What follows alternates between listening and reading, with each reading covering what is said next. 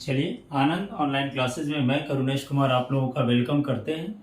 आज आप लोगों को हम एक टॉपिक्स बताने जा रहे हैं। वो केमिस्ट्री ब्रांच का है। आपका पहला चैप्टर जो क्लास 10th का है, chemical reactions and equations chapter की है, ऑक्सीडेशंस और रिडक्शंस। आखिर ऑक्सीडेशंस किसको कहते हैं और रिडक्शंस किसको कहते हैं, और उसी में आएगा आपका एक ऑक्सीडाइजिंग एजेंट और रिड्यूसिंग एजेंट। दो तीन चार चीज को हम लोग इसमें समझेंगे। उसके बाद कोरेजन और रेसिडिटी के बारे में बात करेंगे कि कोरेजन क्या होता है और रेसिडिटी क्या होता है। देखिए, हमारा यदि हम ऑक्सीडेशंस और रिडक्शंस के फेवर में जाते हैं तो हम लोग ये समझते हैं कि ऑक्सीडेशंस क्या होता है, तो नाम के आगे ही लगा हुआ है ऑक्सी, यानी जिसमें ऑक्सीजन्स का क्या होगा, तो कंबाइनिंग होगी या कंबाइंस होगा या गेनिंग होगा, तो उसको हम लोग कहेंगे कि वो ऑक्सीडेशंस है। या एक दूसरे मीनिंग में ये भी कह सकते हैं कि यदि किसी एलिमेंट से, किसी कंपाउंड से हाइड्रोजन्स अलग हो रहा है तो यानी वो भी क्या कर रहा है, ऑक्सीडेशंस ही कर रहा है। यानी ऑक्सीडेशंस को भी दो फॉर्म में हम लोग डिफाइन करेंगे। पहला क्या लिखेंगे, ऑक्सीडेशंस। तो पहला देखिए, शॉर्ट फॉर्म आपको बता रहे हैं, बाकी बुक पे सब लिखा हुआ है, कोई ये नहीं है, एकदम मेरी बात को सिर्फ समझिए। ऑक्सीडेशंस क्या है, तो gain of oxygen, gain of oxygen या लॉस ऑफ हाइड्रोजन। ठीक है, बस यही है। विच रिएक्शंस या which elements take part gain of oxygen और loss of hydrogen, it is said to be oxidation reactions. ठीक है, यानी ऑक्सीजन की कमी होगी ऑक्सीडेशन में। ठीक है, अब सॉरी, ऑक्सीडेशन की कमी नहीं होगी, गेन होगी, यानी बढ़ेगा ऑक्सीजन। दूसरा होता है क्या, तो रिडक्शंस। बस ज्यादा नहीं है, यही शॉर्टेज लोग समझने में इतना टाइम लगाते हैं। रिडक्शंस तो क्या कह सकते हैं, तो गेन ऑफ हाइड्रोजन, ठीक इसका अपोजिट, गेन ऑफ हाइड्रोजन, या क्या भाई, तो या लॉस ऑफ ऑक्सीजन। जैसे एक एग्जांपल ले लें हम लोग, जैसे सपोज कीजिए कि एक आपका कॉपर ऑक्साइड हाइड्रोजन से रिएक्शंस करता है। कॉपर ऑक्साइड हाइड्रोजन से रिएक्शंस की, ठीक है, कॉपर ऑक्साइड क्या कर रहा है, हाइड्रोजन से रिएक्शंस कर रहा है, और क्या बना रहा है, कॉपर और हाइड्रोजन ऑक्साइड, कॉपर और हाइड्रोजन ऑक्साइड। यहां पे आप देख रहे होंगे कॉपर ऑक्साइड से क्या हो रहा है, ऑक्सीजन हट रहा है। कॉपर ऑक्साइड से क्या हो रहा है, ऑक्सीजन हट रहा है। तो यानी कॉपर ऑक्साइड का क्या हो रहा है, क्या कहेंगे, कॉपर ऑक्साइड से जो आपका कॉपर अलग हुआ, यानी ऑक्सीजन इससे अलग हुआ, यानी यहां पर क्या कहलाया, ये रिडक्शंस कहलाया। ठीक है, ये इसका रिडक्शंस हुआ, किसका रिडक्शंस हुआ, तो कॉपर ऑक्साइड का रिडक्शंस हुआ।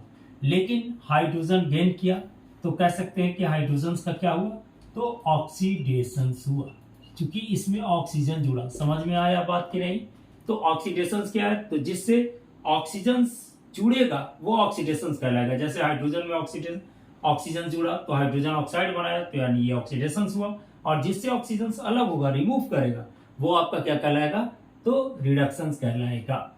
बात समझ रहे हैं, यही हुआ ऑक्सीडेशंस और रिडक्शंस का शॉर्ट फॉर्म, बिल्कुल। ठीक है, अब यहां पर एक बात देखना है कि एक एजेंट भी होता है। तो एजेंट क्या होता है, तो ऑक्सीडाइजिंग, उसको कहते हैं ऑक्सीडाइजिंग एजेंट, यानी जो क्या करेगा, ऑक्सीजन को देगा। ठीक है, तो जैसे कॉपर ऑक्साइड क्या है यहाँ पे, तो ऑक्सीडाइजिंग एजेंट। बात समझ में आया, तो यानी कह दें कि ऑक्सीडाइजिंग एजेंट कौन, शॉर्ट फॉर्म में oxidising agent which give oxygen, जो ऑक्सीजन देता है, या टेक हाइड्रोजन, या जो हाइड्रोजन लेता है। ठीक है, या सॉरी उल्टा हो गया, थोड़ा सा ऑक्सीडाइजिंग का ये लिखिए, ऑक्सीडाइजिंग जो विच रिमूव ऑक्सीजन, चलिए, विच रिमूव ऑक्सीजन, और gain hydrogen which remove of oxygen, sorry उल्टा हो गया था, remove oxygen and gain hydrogen. समझ रहे हैं बात को। और ठीक इसका उल्टा जो होगा वो होगा आपका कौन सा, तो रिड्यूसिंग एजेंट। रिड्यूसिंग एजेंट, थोड़ा कंफ्यूजन इसमें बराबर होता है, इसलिए इस बात को देख लीजिएगा, समझ लीजिएगा कि जो क्या करेगा, विच रिमूव हाइड्रोजन, विच रिमूव हाइड्रोजन, ठीक है, या क्या करेगा, तो गेन हाइड्रोजन यहाँ करता है, तो यहाँ होगा गेन ऑक्सीजन, तो वो क्या कहलाएगा, ऑक्सीडाइजिंग एजेंट, रिड्यूसिंग एजेंट कहलाएगा। ठीक है, समझ रहे हैं। ऑक्सीडाइजिंग एजेंट कौन, तो जो क्या करेगा, गिव ऑक्सीजन देगा, यानी रिमूव करेगा ऑक्सीजन को और गेन करेगा हाइड्रोजन को। ठीक है, ये हो गया ऑक्सीडाइजिंग एजेंट और ये हो गया रिड्यूसिंग एजेंट। बराबर कभी कभी पूछ देता कौन सा ऑक्सीडाइजिंग एजेंट है, तो जैसे कॉपर ऑक्साइड ऑक्सीडाइजिंग एजेंट का काम कर रहा है और हाइड्रोजन जो है वो रिड्यूसिंग एजेंट का काम कर रहा है। यहाँ पे समझ गए आपको ऑक्सीडेशन रिडक्शन क्या है और ऑक्सीडाइजिंग एजेंट और रिड्यूसिंग एजेंट क्या है। ठीक है, अब इसी में आता है कि भाई एक कोरिजन्स होता है। तो देखिए कोरिजन्स क्या है, तो कोरिजन्स कुछ नहीं है, जैसे आप देखे होंगे कि आयरनिक सबस्टांस को यदि कुछ देर के लिए हम लोग क्या छोड़ देते हैं, यदि बाहर में आप आयरन का गेट या किसी चीज को छोड़ दीजिएगा, देखिएगा 2-4 दिन के बाद उसमें ब्राउनिश कलर का एक लेयर बैठ जाता है, वही क्या कहलाता है, तो रस्ट कहलाता है। तो कोई आदमी कहेगा कि कोरिजन्स क्या है, तो corrosions is the process in which metals are eaten up gradually. चलिए इसका स्क्रीनशॉट ले लीजिए। अब बात कर रहे हैं कोरिजन्स के बारे में, उसको समझे कि कोरिजन्स क्या होता है। और जो ईटिंग सबस्टांस में होते हैं वो होता है रेंसिडिटी, जो कि आमतौर पे आप देखते हैं। तो यहाँ पर ऑक्सीडेशन रिएक्शंस का जो अफेक्ट्स होता है, तो यानी अभी हम लोग अब देख रहे हैं affects of oxidation reactions. Oxidation reactions का अफेक्ट क्या होता है, तो पहला हो गया, दो तरह का चीज होता है। पहला होता है आपका कोरिजन्स जो मेटालिक चीज में होता है, दूसरा होता है आपका रेंसिडिटी जो ईटेबल चीज में होता है। रेंसिडिटी जो खाने वाला चीज होगा उसमें रेंसिडिटी होता है, और जो आपका मेटल सबस्टांस होते हैं वो कोरिजन्स होता है। जैसे आप यहाँ पर हम कहें कि कोरिजन्स क्या है, तो कोरिजन्स इज द प्रोसेस। पहला बात जो बोले वो क्या बोले, तो कोरिजन्स क्या है, तो कोरिजन्स इज द, ठीक है, कोरिजन्स क्या है, तो corrosions is the corrosion, CORROSION, कोरिजन्स। थोड़ा सा स्पेलिंग सुधार, CORR, ठीक है, OSION, थोड़ा सा गलत लिखाया था, CORROSION। तो कोरिजन्स क्या है, तो कह सकते हैं कि कोरिजन इज अ प्रोसेस, ठीक है, in which metals are eaten up. Corrosions is the process in which जिसमें क्या किया जाता है, तो मेटल्स जो होता है वो ग्रेजुअली ईटन अप हो जाती है। ठीक है, by the actions of air, in which the metals eaten up by the presence of किसकी उपस्थिति में होता है ये, तो एयर, मॉइस्चर यानी वाटर और केमिकल। मॉइस्चर का मतलब समझ रहे हैं, जब कोई भी इन्वायरमेंट में थोड़ा सा भी वाटरी इन्वायरमेंट मिल जाता है तो उसको हम लोग मॉइस्चर कहते हैं। थोड़ा स्पेलिंग फिर से लिख रहे हैं, मॉइस्चर, एयर एंड अदर में कुछ भी आ जाता है, केमिकल्स कुछ भी ले लीजिए। तो जैसे देखते होंगे कि आयरन, हम बोले कि आयरन को यदि खुला छोड़ देते हैं थोड़ा देर के लिए, रिएक्शंस भी इसका याद रखिएगा। जैसे आयरन लिए 4Fe, इन्वायरमेंट में फ्री छोड़ दिए, ये ऑक्सीजन से रिएक्शंस करेगा और इन्वायरमेंट में थोड़ा सा हाइड्रेटेड रहता है आपका पार्ट्स, यानी थोड़ी सी ह्यूमिडिटी रहती है।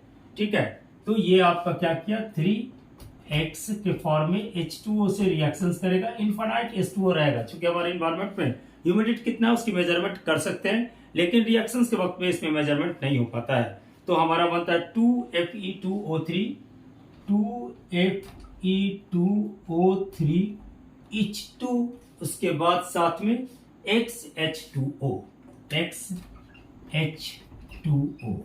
समझ में आ रही है बात, क्लियर है ये? चलिए यहाँ पे सॉरी 2X ले लीजिए, 2XH2।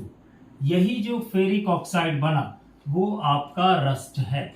यही रस्ट है। क्या होता है कि खुला इन्वायरमेंट में जाता है और ऑक्सीजन तो रहता ही है वहाँ हमारा इन्वायरमेंट में, हाइड्रोजन थोड़ा सा ऑक्सीजन से मिला रहता है जिसके कारण ये रिएक्शन करके फेरस ऑक्साइड बनाता है। और ये जो हाइड्रोजन हाइड्रेटेड आयरन ऑक्साइड होता है, रस्ट जो होता है वो क्या होता है, हाइड्रेटेड आयरन ऑक्साइड होता है, हाइड्रेटेड आयरन ऑक्साइड।